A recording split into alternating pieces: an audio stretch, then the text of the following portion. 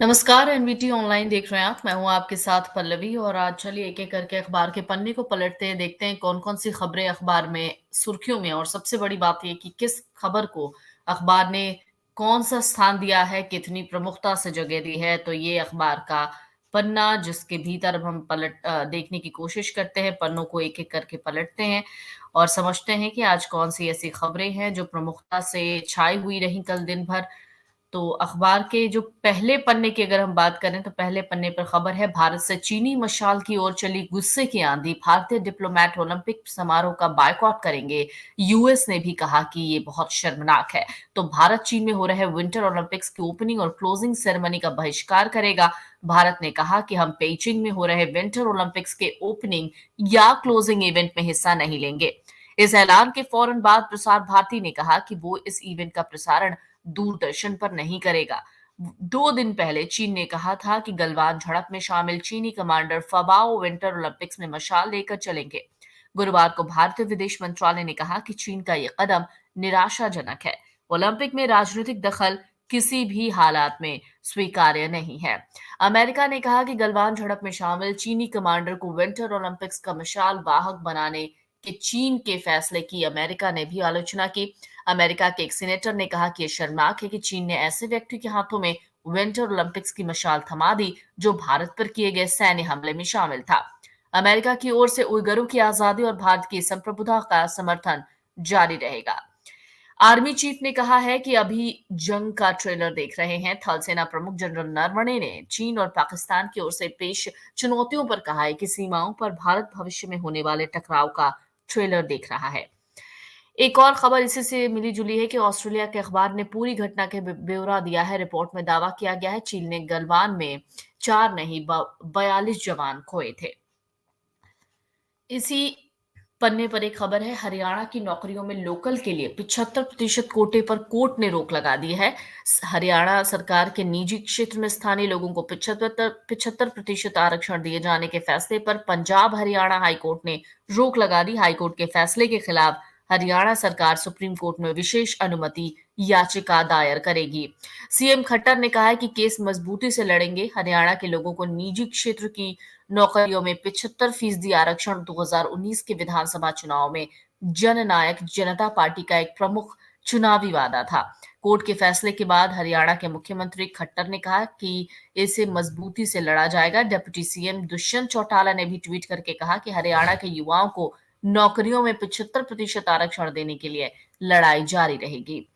इसी बीच इसी पन्ने पर एक खबर है कि यूएस का दावा है सीरिया में आईएस का सरगना मारा गया है। सीरिया में अमेरिकी हमले से तबाही की एक छोटी सी तस्वीर इसमें डाली गई है। अमेरिकी सेना ने यह ऑपरेशन उसी जगह चलाया जहां 2.5 साल पहले अब बुकर अल बगदादी को मारा गया था। एक अधिकारी ने कहा कि आईएसआईएस के आतंकी अबू इब्राहिम ने खुद को घिरता देखकर बगदादी की तरह ही अपनी आत्मघाती बेल्ट का बटन दबाकर खुद को उड़ा लिया। इस अगला पन्ना जो देखते हैं अखबार का दूसरा नहीं तीसरा पन्ना, तीसरे पन्ने पर एक खबर है कस्तूरबा नगर कांड से जुड़ी हुई जिसमें होमगार्ड का एक जवान भी गिरफ्तार किया गया है। ये वही कांड है जिसमें एक महिला को सरेआम कुछ लोगों ने सड़क पर घुमाया था। 17 साल की नाबालिग लड़की भी पकड़ में आई है। आरोपियों को अपनी करतूत का कोई पछतावा नहीं। अब तक 6 केस इस मामले में दर्ज हो चुके हैं। क्या कुछ अपडेट्स हैं आप इसे पढ़ सकते हैं। ठीक नीचे इसके खबर है क्या फिर बजेगी स्कूल की घंटी या फोन पर ही चलती रहेंगी क्लासेस, यानी ऑनलाइन और ऑफलाइन क्लासेस की बात हो रही है। डीडीएमए की बैठक है। संक्रमण दर 5% से नीचे, फिर भी रियायतें मिल सकती हैं या नहीं, इस पर एक फैसला होगा। जिम को लेकर भी फैसला किए जाना है। कई राज्यों में स्कूल खुल गए हैं। ये तस्वीर कोलकाता के स्कूल की है जो अखबार में आप इस पन्ने को देख पा रहे हैं। जिम और स्पा मालिकों ने फिटनेस सेंटरों को खोलने की इजाजत मांगी है, तो बैठक में फैसला होना है।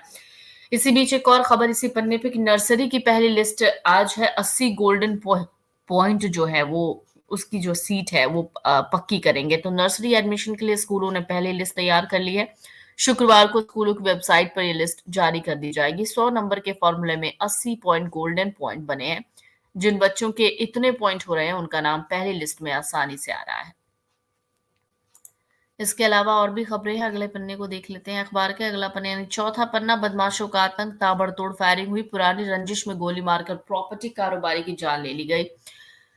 ये खबर ईस्ट दिल्ली के लक्ष्मी नगर की है, जहां वर्चस्व की जंग को लेकर वारदात को अंजाम दिया गया। पहले भी फायरिंग हो चुकी थी। मृतक के परिजनों का दावा है कि एक जानकार ने ही हत्याकांड को अंजाम दिया है। सीसीटीवी में ये पूरा वारदात जो है वो कैद हुई है। आरोपी पर पहले से कई मुकदमे हैं। पुलिस ने कई सीसीटीवी फुटेज अब तक जब्त किए हैं।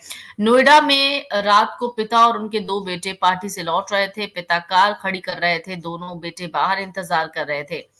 अचानक 15 से 20 हमलावर रॉड, डंडे और पिस्टल लेकर पहुंच गए। दोनों बच्चे भागकर भीतर घुस गए, अंदर से कुंडी लगा ली। पिता कार में छिप गए। हमलावरों ने मेन गेट पर फायरिंग की। हिला और पूरा मोहल्ला एक तरीके से कह दें कि अ, डर गया उस दौरान, और मेन गेट इन्होंने खोल लिया। दोनों बच्चे पहली मंजिल पर चले गए। हमलावरों ने ग्राउंड फ्लोर पर तोड़फोड़ की, बाहर निकलकर स्कूटी को तोड़ दिया। कार में पिता को छिपे देखा तो डंडा मारकर उसके शीशे तोड़ दिए।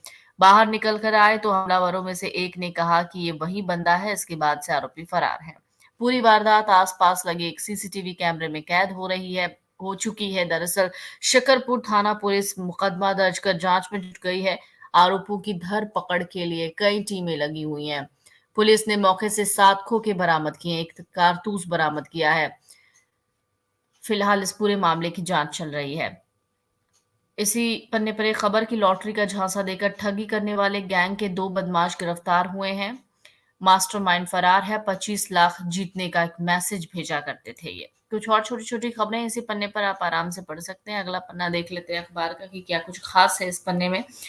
तो इस पन्ने में खास ये है कि कार में मास्क पहनने के नियम का वैज्ञानिक आधार नहीं है, एक्सपर्ट्स ने दावा किया है। मास्क पर मंथन चलता है तो उसमें बहुत सी बातें खुलकर सामने आती हैं। हाई कोर्ट की टिप्पणी के बाद नए सिरे से एक बहस छिड़ गई है। विशेषज्ञ जो है वो अपनी राय देते हैं, कहते हैं कि कार में अकेले या फैमिली के साथ ट्रैवल के दौरान मास्क पहनना अनिवार्य इतना भी नहीं है और इतना जरूरी भी नहीं है। मास्क का मकसद होता है संक्रमण से बचाना, यानी भीड़ भाड़ वाली जगह में, सार्वजनिक जगह में। लंबे समय तक मास्क पहनते हुए लोग यूं भी थक चुके हैं मास्क पहनते पहनते, और हर वक्त इसे लगाना नुकसानदेह हो सकता है। तो एक्सपर्ट्स की राय है, आप इसे भी पढ़ सकते हैं। इसी पन्ने पर एक और खबर कि 1 महीने में बिना मास्क वाले 1.5 लाख लोगों का चालान कटा है। किस-किस जिले में कितना चालान कटा है, ये ग्राफिकली आप देख सकते हैं। यहाँ पर मेंशन किया हुआ है। कुल 1463 मामलों में एफआईआर भी दर्ज हुई है। तो मास्क अभी भी ज़रूरी है, जिससे बहुत से लोग परेशान हैं। लोगों ने अपनी-अपनी राय दी है, आप इसे पढ़ सकते हैं। इसी पन्ने पर लोगों का क्या कहना है मास्क को लेकर। इसी दौरान छठे पन्ने पर एक खबर है, अमिताभ बच्चन ने 23 करोड़ में बेचा है गुलमोहर पार्क का अपना बंगला सोपान। तो बॉलीवुड के महानायक अमिताभ बच्चन ने दक्षिणी दिल्ली के गुलमोहर पार्क स्थित अपनी प्रॉपर्टी को बेच दी है। इस बंगले को नेजॉन समूह की कंपनियों के सीईओ जो है वो उन्होंने खरीदा है। बॉलीवुड के महानायक है अमिताभ बच्चन, जिन्होंने इस प्रॉपर्टी को बेच दिया। अमिताभ बच्चन की मां तेजी बच्चन और पिता हरिवंश राय बच्चन इसी बंगले में रहा करते थे, जिसे बिग बी ने अब बेच दिया है। 23 करोड़ का ये बंगला है। अमिताभ बच्चन की ये संपत्ति खरीदने वाले अवनी बदर करीब ही रहते हैं, इसी घर के आसपास रहते हैं। बच्चन परिवार को 35 से ज्यादा सालों से वो जानते हैं। तो अमिताभ बच्चन के घर से जुड़ी हुई कुछ और भी खबरें हैं, इस मकान से जुड़ी हुई खबरें हैं इसी पन्ने पर, तो आप अगर इंटरेस्टेड हैं तो इसे ज़रूर पढ़िए। इधर एक और खबर है, अप्रैल में आ सकता है मास्टर प्लान 2041, यानी अगले 20 साल के विकास की योजना पर इन दिनों दिल्ली वासियों की नजरें टिकी हैं। डीडीए से मिली जानकारी के मुताबिक अभी इसे नोटिफाई होने में 2 से ज्यादा महीने का वक्त लग सकता है।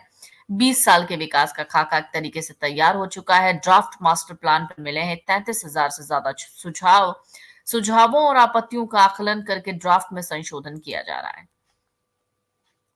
तो कुछ ये खबरें हैं। 7वें पन्ने पर भी आपको बहुत सारी खबरें मिल जाएंगी। एक दो छोटी छोटी खबरें भी ऐसी हैं।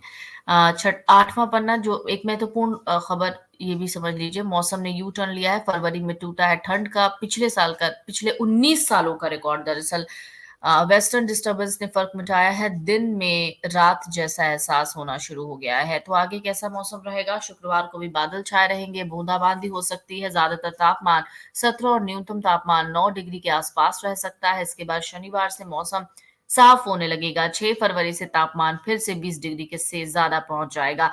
हालांकि इस दौरान प्रदूषण का भी असर है, जिसकी कम होने की संभावना भी थोड़ी कम दिख रही है। आमतौर पर वेस्टर्न डिस्टर्बेंस या तो बारिश करवाता है या फिर आंधी लाता है। लेकिन गुरुवार को वेस्टर्न डिस्टर्बेंस ने राजधानी में दिन और रात के फर्क को मिटा दिया। न सिर्फ अधिकतम और न्यूनतम तापमान के बीच अंतर मामूली सा रहा, बल्कि दिन में भी अंधेरा छाया रहने की वजह से लोगों को गाड़ियों की हेडलाइट जलानी पड़ी थी। तो ये खबरें हैं। छठे पन्ने की खबर हमने आपको दिखाई। 7वां